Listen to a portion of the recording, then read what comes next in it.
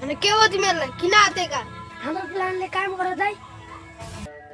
गङ्गालाई त म आफ्नो बनाएर छोड्छु पनि यही जुन बनाउनु त हुन्थ्यो होला नि त के गर्नु? गङ्गाले तपाईलाई देख्नै सक्दिन।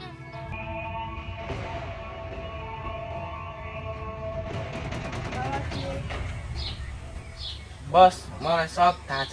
तिमीले एउटा केटीलाई मोहनी लगाउनु पर्यो भनेर आएका हो। पछि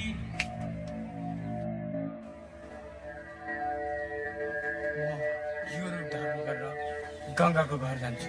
त्यसपछि तिमीहरू त गङ्गाको छोरालाई छोडिदिनु। अनि गङ्गा मेरो। तर दाइ समस्या अझै पनि टरिसकेको छैन। किन? सर्व कुरा भइसक्यो दाइ, तर तपाईँको बुवालाई कसरी मनाउनुहुन्छ? यो पल्ला गाउँको मुखियाको छोरीको फोटो हो। ल हेर्दा कति राम्री छ। यो केटीसँग तेरो जोडी कति राम्रो देखिन्छ, सम्झी त?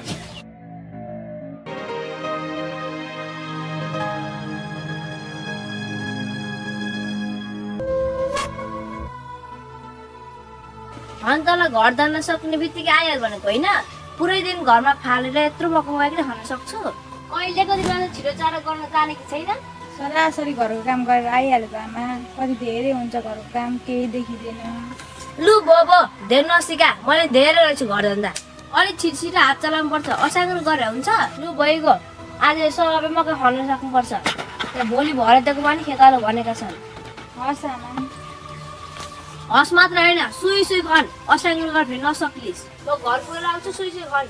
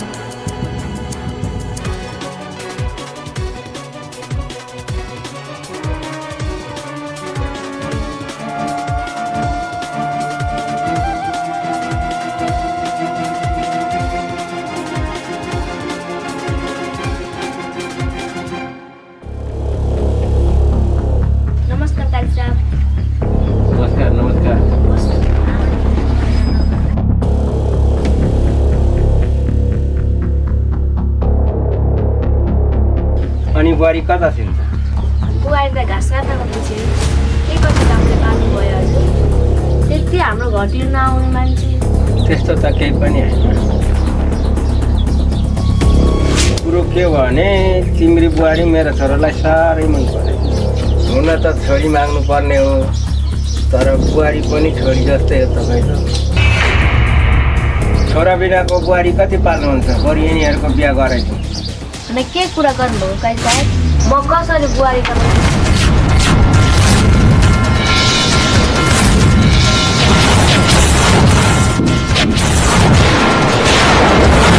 तपाईँलाई नदिएर कसलाई दिनु बुहारी? म बुहारीको कनेक्सन गर्न पाउने भए महान हुन्छ तपाईँ काई साहब।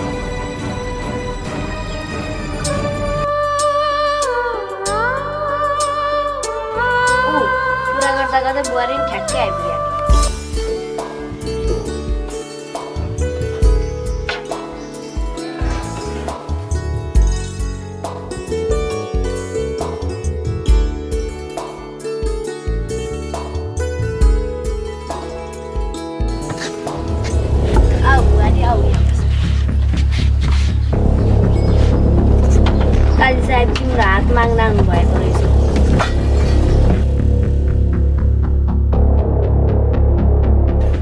उसलाई त के सोध्नुपर्छ, तपाईँले हवस् भने भइगयो। भइहाल्छ नि, बरु लगन कहिलेको छ? जहिले सुकै होस्, तर म मेरो दाइलाई यस्तो बनाउनु जग्गा म त लिएर छाड्छु। तातो रिसमा त्यस्तो केही गर्नु हुँदैन बुनु। सोच विचार गरेर निर्णय लिनुपर्छ। अनि बुनु बाजे बज्यू खै त? मम्मीलाई पनि देख्दिनँ। मम्मी गाउँतिर जानुभएको छ, बाजे र बज्यू काममा। दाइ तपाईँले बाजे र बज्यूले दुःख पाए भनेर घरमा ल्याउनु भएको होइन? हो त बुनु, किन के भएर? दाइ तर मलाई त झन् यहाँ बाजे र बज्यूलाई दुःख भए जस्तो लाग्छ। मम्मीले तिमीहरूलाई काम गर्न ल्याए जस्तो के सोच्नुहुन्छ?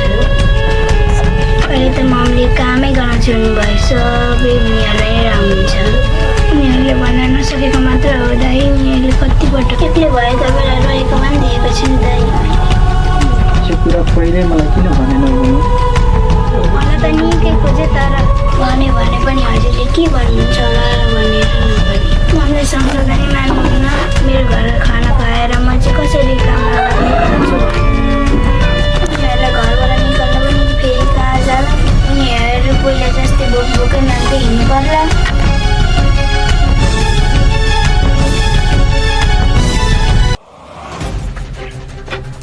के सोच्नु भएको दाइ?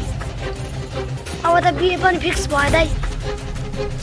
त्यसको पछि लाग्दा बल्ल अहिले बिहे फिक्स भयो। र नि खुसी हुने बेलामा किन निराश भएर बस्नु भयो पनि? खुसी त म छु, तर बिहेमा सुमनले गडबड गर्न आयो भने के गर्ने? कसरी गडबड गर्छ दाइ? त्यो गङ्गाले आफ्नो खुसीले बिहे गरेको भन्यो भने सकिएको होइन। अघि जसरी चुप थिए त्यसै गरी चुप लाग्यो भने त्यो सुमनले केही पनि बिगार्न सक्दैन।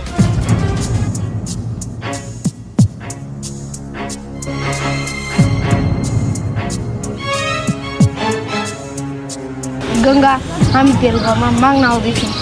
तैँले यताउति नाइनास्ती गरिस् भने तँलाई तेरो छोरोको कतिको माया लाग्छ याद राख। तँलाई तेरो छोरो साथमा चाहिन्छ भने चुपचाप बस। हुन त अब त्यो केही बोल्दिनँ। जुम्के न पारिहाल्नु भयो। फेरि त्यो तैँले थाहा पाइस् कि त्यो मुखियाको छोरालाई त विद्युत गङ्गालाई पो मागेछ नि। त्यही त, हुन त त्यो महेश पनि अहिले दिनपछि लागेको हो र। हुन त त्यो गङ्गाले बिहे गर्नु भने अगाडि गङ्गाको पछि लागेर हिँड्थ्यो। होइन, ती कालीले चाहिँ कसरी बनाउन मानेछ हुन्छ विद्युतलाई बुहारी? खोइ यिनीहरूको केटी हो, काहीँ केटी नै नपाए जस्तो विद्युतलाई बुहारी बनाउनु जान्छ। होइन, त्यो गङ्गालाई महेशले धेरै माया गर्थ्यो। बिहे गरिदिनु नत्र मर्छु भन्नुला, त्यही भएर गरिदिनु। हुन पनि सक्छ, त्यो गङ्गाले धेरै दुःख पाइरहेको थियो। त्यसको सासूले त्यसलाई देख्नै सकिन कि अब त त्यसले सुख पाउँछ कि। गङ्गालाई चाहिँ बिहे गरेर लान्छन्, अनि त्यो छोरो चाहिँलाई चाहिँ के गर्ने रहन्? गङ्गा सँगसँगै लान्छन् कि घरमै छाड्छन् कि? जहाँ राखे तिमीलाई के गर्छ? तिमीहरूले त पाल्नु पर्दैन होला त, कति न उनीहरूले पाल्नु पर्छ। कहिले अरू कुरा नकाटिकन दिन जाँदैन, काम छैन। दिनभरि अर्को कुरा काटो बसो।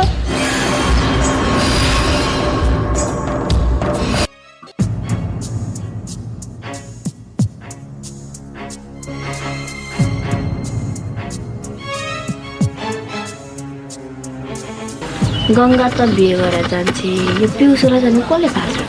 लु लिएरै गए पनि घरको सबै काम त मैले नै गर्नुपर्छ।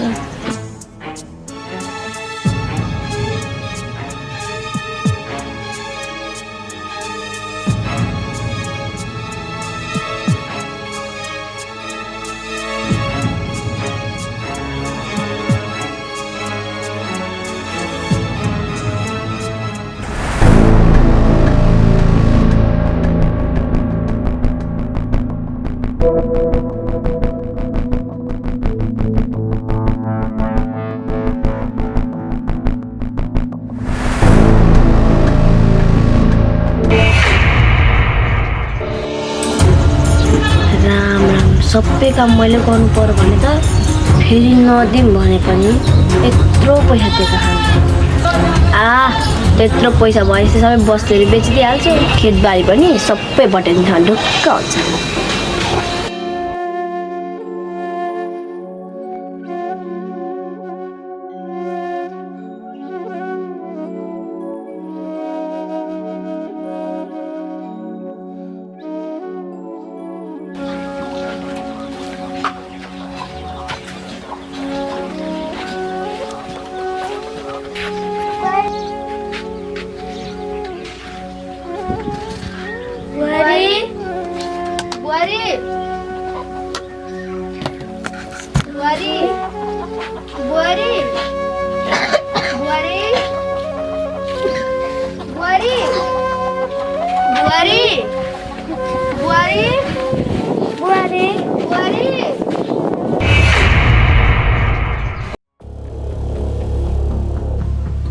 किन बुढा झोसँगै उठ्नु भयो त?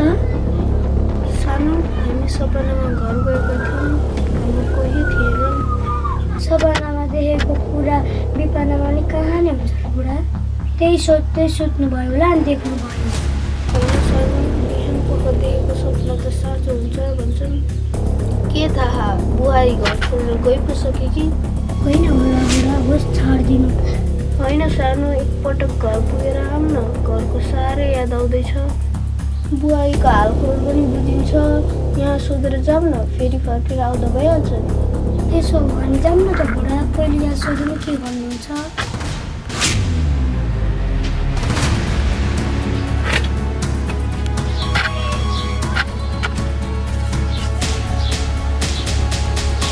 बाबु, घरको साह्रै याद आउँदैछ।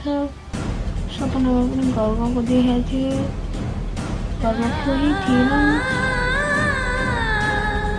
त्यसैले एकपल्ट घर पुगेर आउनु पर्यो भनेर सोचेको। भइहाल्छ नि बुबा, तपाईँहरू आफ्नो घर पुगेर आउन पनि मलाई सोध्नुपर्छ त। अनि घरमा कोही छैन रहेछ भने त उतै बस्नुहुन्छ होला। केही समस्या पर्यो भने नाति यहाँ छ, अवश्य पनि सम्झिनु होला। अब घरमा कोही रहेछन् भने त घरको हेरचाह पनि गर्नु पर्यो नि बाबु। अब हामी जान्छौँ। हुन्छ बुबा, तर बुहारीले केही भन्यो भने चाहिँ फेरि फर्केर आउनु होला। हजुरहरूको लागि यो घर सधैँ खुल्ला रहनेछ। हुन्छ बाबु।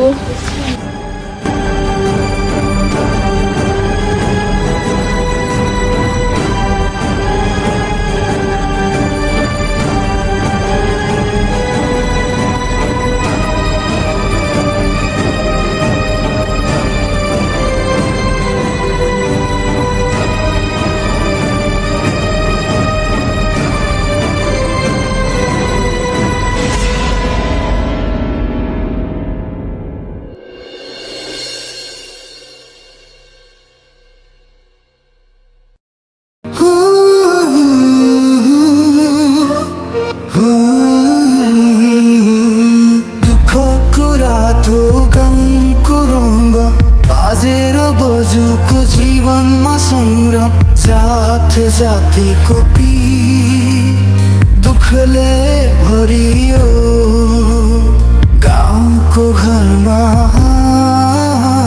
हृदयमा सजायो बाजेर बजु दुःखको कथा जात र पीरको रागमा भरियो दुःख र सङ्ग्राम जीवनको लेखा यो कहानीले भर्यो पीर र राग बाजेर बजु दुःखको कथा जात र पीरको रागमा भरियो दुःख र सङ्ग्राम जीवनको लेखा यो कहानीले भर्यो पीर र राग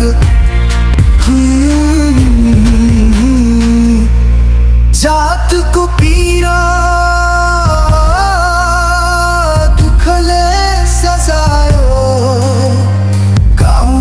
जीवनमा दुःख सँगै छ बाजेर बजुको सङ्ग्राम दुःख र पीर रागमा सजायो जातको पीर दुःखले सजायो गाउँको जीवनमा दुःख सँगै छ बाजेर बजु दुःखको कथा जात र पीरको रागमा भरियो दुःख र सङ्ग्राम जीवनको लेखा यो कहानीले भर्यो पीर र राग बाजेर बजु दुःखको कथा जात र पीरको रागमा भरियो दुःख र सङ्ग्राम जीवनको लेखा यो कहानीले भर्यो पीर र राग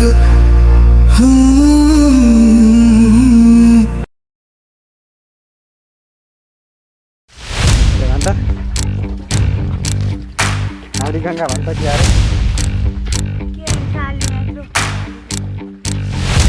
हाली